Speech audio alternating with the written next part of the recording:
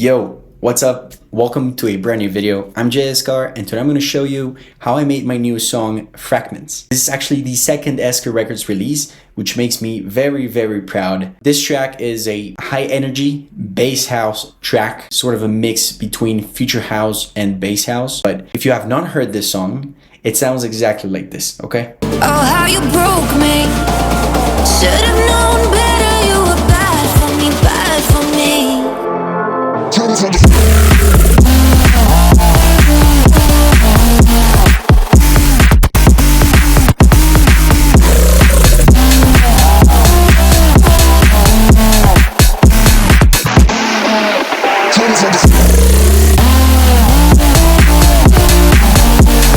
I mean, you tell me, what genre do you guys think this is? I still don't know, to be honest, but making this song was not part of my plans. But a website that specializes on selling vocals reached out to me and they were like, bro, we want you to create an ad. We can send you some top lines so you can try them out. So they sent me some stuff, and out of all the things that they sent me this vocal. Or when I first made the first idea, I just wanted to make something that would be worth it for the ad, you know? And I mean, finding a vocalist nowadays has to be the hardest thing ever. So I thought, you know, I already have a really good sounding vocal. I should just try my best to make this an actual song I would release everywhere. So I tried as best as I could, and I actually ended up making Fragments, which seems like a lot of you are divided on what you think about it, which makes me sad and happy because a lot of you are saying like, bro, this is the worst track you've made, but there's no in between. There's nobody saying like, oh, this is sick. No, people are saying this is the greatest song ever, and I have proof. I can show you a screenshot from SoundCloud, and there's people saying that they don't like the melody, that they don't like whatever.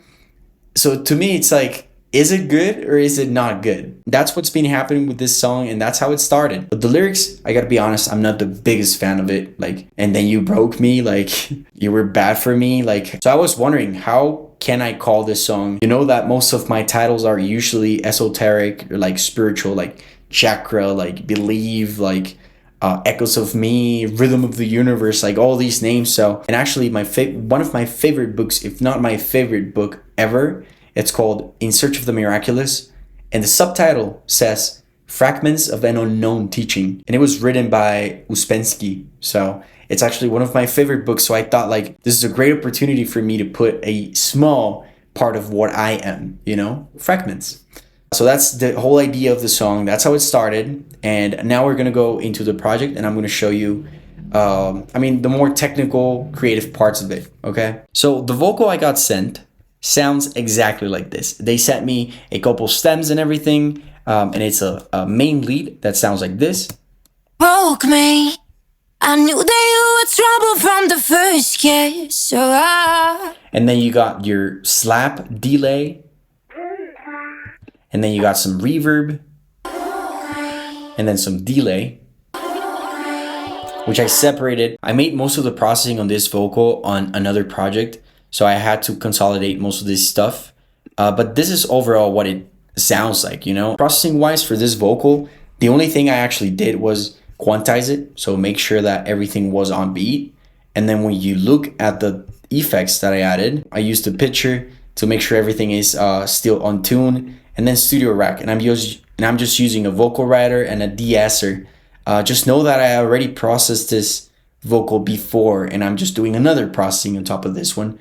But I did it in another project, but it's almost the same thing I always do, like a couple some distortion, some EQ, and some compression. That's pretty much all I do to these vocals. And also, I gotta be honest, the vocals already sounded good when I just extract them from the folder from this website. I think the website is called Vocalify, so if you wanna go check it out. I've never seen any musician post their projects up online, but I'm doing it. If you wanna grab a copy of this project, go check out store.jayesker.com. It's gonna be there. It's a Fragments FLP. I mean, you'll be able to check everything from the mixing, mastering, leads, anything I don't mention on this video, you'll be able to see there in detail. So that's it for the vocals. Then I created some reverb. And then from there, we go on to the chords, okay? So the chords, this is the chord progression I created for it. They sound like this.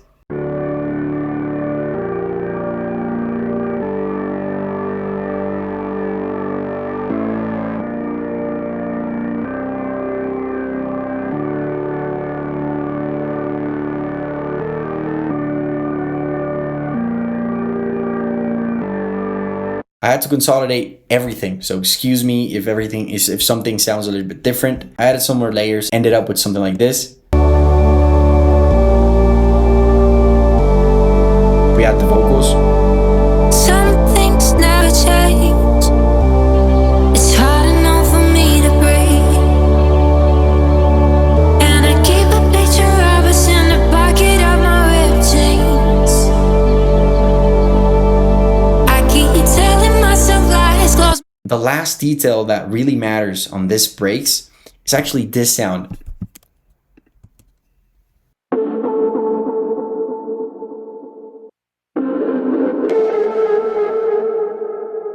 What this sound is basically the drop leads with a lot of distortion, with a lot of delay, and I played around while recording it on Edison.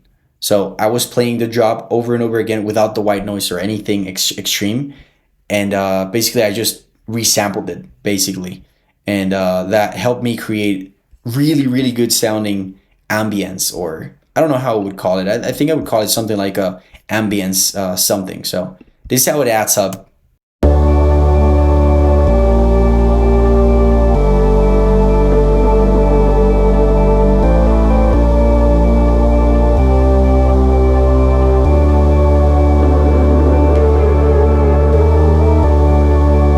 It fills out empty spaces whenever the vocal is not there. Say, holding on to memories. I think this is a small thing that adds something that sounds like me. I mean, anything else on the breaks is just extra chords, some background noises, some impacts, some cashmere ambience sounds. You can even hear that it's there. And I added a ton more stems from my other project where I started this idea on, as well as a kick. Just a simple chest kick from Kashmir, and then the breakdown sounds like this. I've been losing sight, holding on to memory. The way you can add a lot of tension to your breakdowns is by adding filters and reverb. Add a filter that opens up, add some filters that close up, and add a ton of reverb, especially when you're transitioning. I use Endless Smile for any kind of transition. And I mean, you don't really need Endless Smile, but it helps out just making it easier for you, you know? I use Endless Smile for everything, not just for transitions, but I also use it as reverb, which you're not supposed to because it's not the cleanest reverb ever, but I use it because it works for me.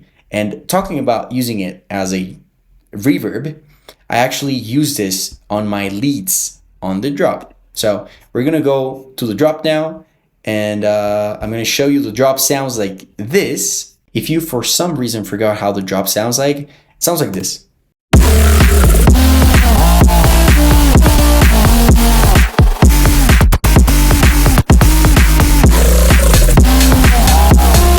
So this drop starts off with a growl. I'm sorry if my computer lags. This project is extremely heavy, maybe because of the growl, I don't know, but if you want to get it and study it yourself at your own pace, maybe eating popcorn, maybe drinking water, whatever you want to do, go check out store.jayeskar.com. I would really appreciate it deep down my heart. It would mean the world, and you would really support this channel and my career in general. So this growl is actually part of my sound design course. I teach you guys how to create this growl in one of the videos on the course, which you can find at store.jayeskar.com, and it's actually called Bass Growlerdo, like Roberto. I created this growl specifically for that, so if you watch my sound design course, you could have made this song before me. I didn't make it for this song, which is crazy.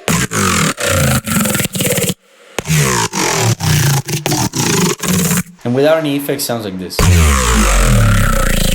I mean, the only thing happening here is I'm adding an OTT and some stereo imaging to make it wider. And I'm adding a second layer to that growl, which is not on store.jayeskar.com. I actually make this growl just for this. It sounds like this.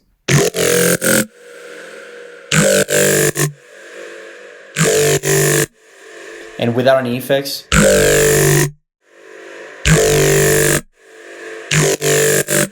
When you combine those two, it sounds like, which is nasty, and I think it's my favorite part of the song, to be honest. Just so you know, those growls have a very extreme pitch bend. It actually starts all the way to the top, sort of like a because I wanted it to sound like a growl, like something talking. That's what I did to the growl, basically. And for the sub, it's the exact same sub I use every time, every single time, okay? A sub with a notch cutoff, some noise amount, some pitch amount, so it sounds like it's knocking, and I just use a camel crusher on it, and that's it. For the leads, okay? These leads were such a problem. This is how the melody looks like. As you can see, it's sort of like a chord happening, but it's only 2 notes, but it's sort of like a chord, I guess. It's a layer of 1, 2, 3, 4, 5. It's a 5 synth layer, bro. I usually don't make that many layers for my sounds anymore because I feel like you're just wasting CPU. You must be doing something wrong if you need this amount of layers. But in this case, I felt like it was necessary. And I've already said it before, but this track was one of the tracks I was working on while beating the process of trying to reach perfection. So I was overworking everything. This song, Info, has 547 hours, bro. I worked on this song so much, more than I should have. I ended up making a huge layer of sounds. It's impossible for me to play it again, so I'm gonna play the consolidated part. The chords, the melody sounds like this. The melody I created is good by itself, but it is important to know that I created a pitch bend automation for everything in the drop, okay? Not just for the growl, not just for the sub, not just for some of the synths. Everything has a pitch bend and everything is following it, which makes everything sound like one single thing. So yeah, this is what the synths sound like. And then we have a response to these leads, which sound like. And if I show you the pattern, all these leads, I have a huge layer of synths. And as you can see, one of these layers here is helping out the B part as well. Because the B part is using 3 leads, that's it. But to make the whole drop sound like one single sound, I used some of the same elements all over the track so it could feel like one single thing. So that was my goal with it. And then for the bass line, for the basses, and it's a 2 lead layer, basically. Let me try to play this for you. Honestly, I'm struggling a lot because of my CPU. I'm gonna remove ozone so I can play you guys the drop, okay? It's not gonna sound exactly the same, but this is the only way I can play it. So synth 1 sounds like this.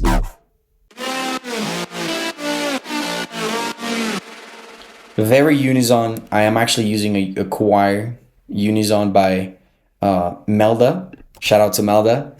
And then I've got second lead, sounds like this. Without any effects, sounds like this. Also sounds cool, to be honest. Then we got another sound, sounds like this. Without any effects. Then we got another synth.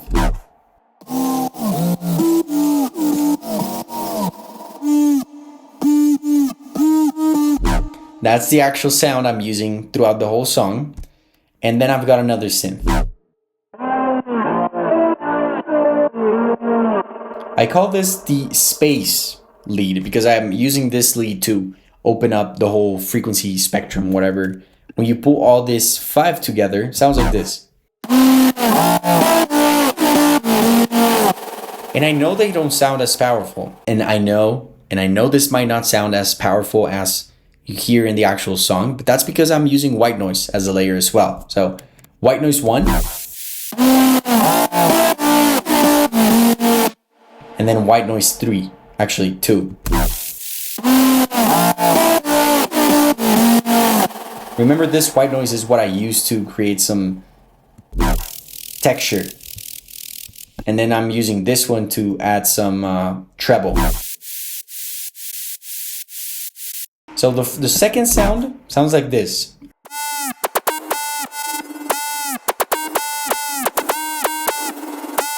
This is what one of the sounds sound like. With white noise sounds way better. Let me show you. Without any effects. Just like the sub. It's actually just the sub, octaves higher, you know? When you play with the sub.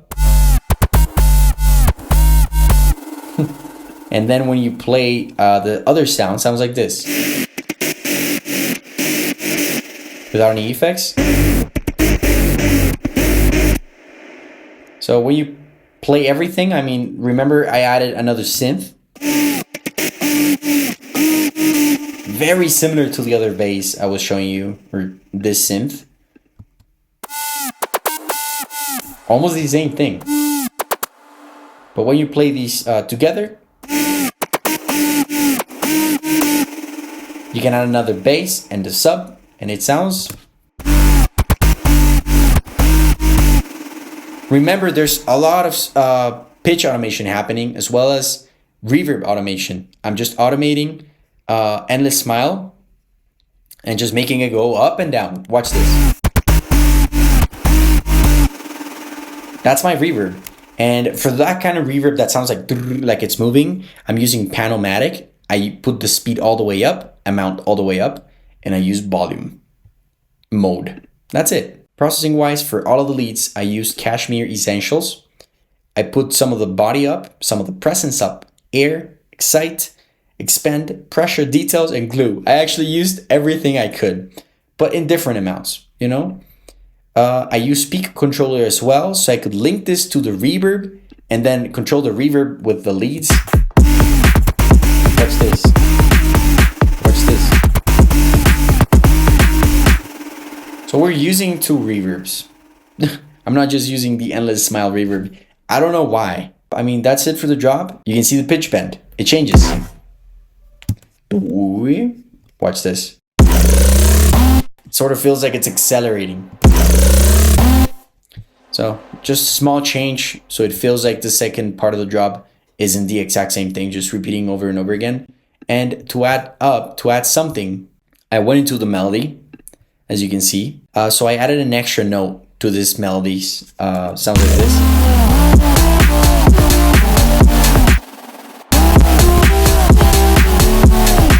Just a ding ding ding ding ding ding ding ding. That melody.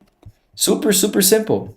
And I made some of the bass as well go one octave higher. Super simple, to be honest. And then for the second drop, I started the melody. Now for the second drop, I actually started the drop with the second part of the first drop. So the part that has more melody, per se.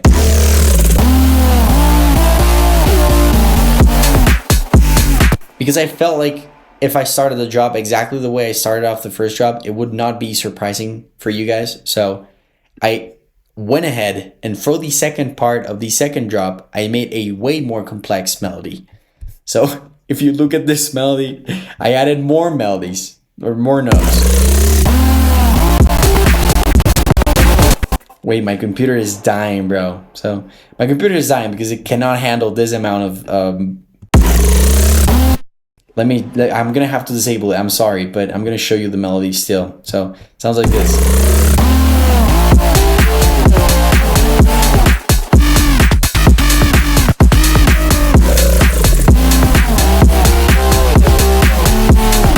So that thing is what I added to that part. And so this is how I made Fragments. And if you want to see the master chain, actually, it is the exact same master I've been using for my last songs. It's a Luftikus with some high boost at 40, which is like the air space. It's above trebles. I've got Ozone 11. I'm using dynamics, low end focus, stabilizer, exciter, maximizer to make it really loud. And then I'm using a God particle on top of that with a limiter and some EQ, some high boosts. To give it even more punch, you know, it's a very loud track, I think. I don't know.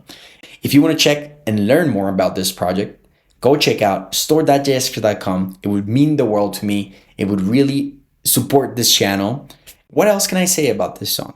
It is a super complex track, but at the same time, It is such a simple track. The moment I realized I was overworking this song, I spent time into just focusing on the standards. So making sure that the kick sounds right, the clap sounds right, the melodies okay, mastering is okay, mixing is okay. Once everything is okay to a standard level, then I decided, okay, it's time for me to release this song. And I sent it out to a lot of labels and everyone declined, which I think it's part of the reason why I was trying to reach perfection, because labels kept on declining stuff. Everything I made just kept getting declined, bro. So I was like, I'm not good enough. So I need to work more and more and more and more. But it was an endless loop. And I don't suggest you fall for that. Okay? Just reach standards. And if you're happy with what you're making, do it for you. Don't do it for labels, bro. Nowadays, labels, all they want is for you to create a viral TikTok video. And then you'll have many. And I promise you, when you post a video that goes viral on TikTok with one of your songs, you'll have everyone from majors to small labels trying to get you to sign that song with them. That's how it works. Nowadays, they're just looking for stuff that's going viral. It's not like it used to be, especially after COVID, etc. Maybe I'll make a video talking about this kind of thing, but for now, that's what happens with Fragments. A lot of ups and downs with this song, which led me to fragment myself for a while, but now I put all the fragments back together. I ended up signing this track myself because that's exactly why I created Eskar Records. Again, I'm not accepting demos yet because I want to make sure that everything's working correctly. Right now, I'm fixing all the Beatport stuff because I don't have a label, Beatport channel, whatever it's called, but I want to make it properly. I'm also happy that I have a source for me to show my work without it feeling like it's a self-release. It's hard to explain, but having the possibility to release under my own record label is helping me a lot as an artist. It's helping me feel free and also excited to make new ideas because I have a place to release them. I have a home, and nothing beats the feeling of having a home. I think it's awesome, to be honest. But shout out to each and every one of you that have been inspiring me, keeping me sane, because this thing is, being a producer is not easy. Yeah, it's almost 1 a.m. I should go to sleep. Really, I should just go to sleep. If you want to go check out this project, everything's going to be at store.jayeskar.com. I'm sure you guys are really going to enjoy it. You can learn everything about my mixing, about my sound design, sound selection. You can use my drums. Bro, there are unlimited reasons why I think you should go visit store.jayeskar.com. Let me know what you guys think about this project breakdown / song in the comments. If you want to go listen to it, link's going to be in the description, as well as the FOP. I'm telling you, let me know what you guys think about this video, and I'll see you on for another one. Does 4K actually look different? I don't know. Bye-bye.